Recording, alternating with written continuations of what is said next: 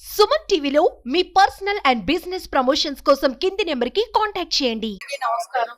ఈ రోజు మా పాలెం నియోజకవర్గంలో 2 చోట్ల హనుమలా నగర్ అలాగే సెట్కూర్ ఆఫీస్ నందు ఈ రోజు అన్నా క్యాంటీన్ ఏర్పాటు చేసుకోవడం జరిగింది.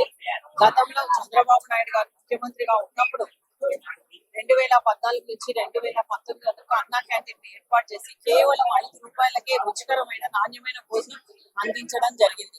గత ప్రభుత్వం వైకాపా ప్రభుత్వం అధికారంలోకి వచ్చిన తర్వాత ఈ అన్నా క్యాంటీన్ తీసేయడం జరిగింది. ఎంతో మంది పేదలు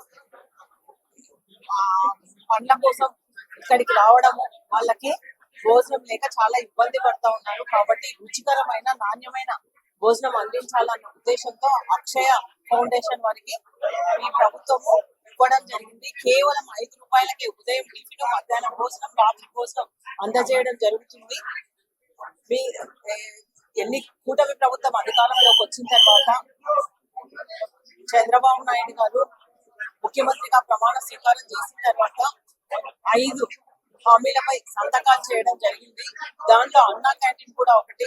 ఇచ్చిన మాట మేరకు ఇప్పటికే 175 అన్నా క్యాంటీన్లు రాష్ట్ర వ్యాప్తంగా రన్ అవుతా ఉన్నాయి. మేము కూడా మా నంద్యాల చెక్ పోస్ట్ దగ్గర అక్కడ కూడా పని చేసుకునే వాళ్ళు ఎక్కువ ఉన్నారు. అక్కడ కూడా ఒకటి కొత్తగా అన్నా క్యాంటీన్ ఏర్పాటు చేయాలని అక్కడ స్థలం కూడా ఉంది. మినిస్టర్ గారి దృష్టికి అలాగే అధికారుల దృష్టికి కూడా తీసుకెళ్లడం జరిగింది. తప్పకుండా రుచికరమైన నాణ్యమైన భోజనము అందించడం జరుగుతుంది.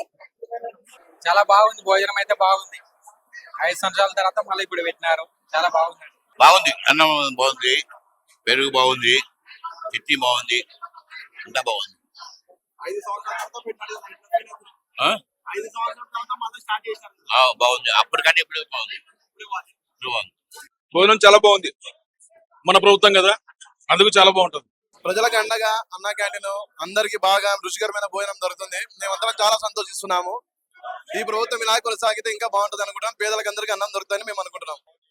రైస్ బాగుంది, అంత బాగుంది, సంతోషం బాగుంది.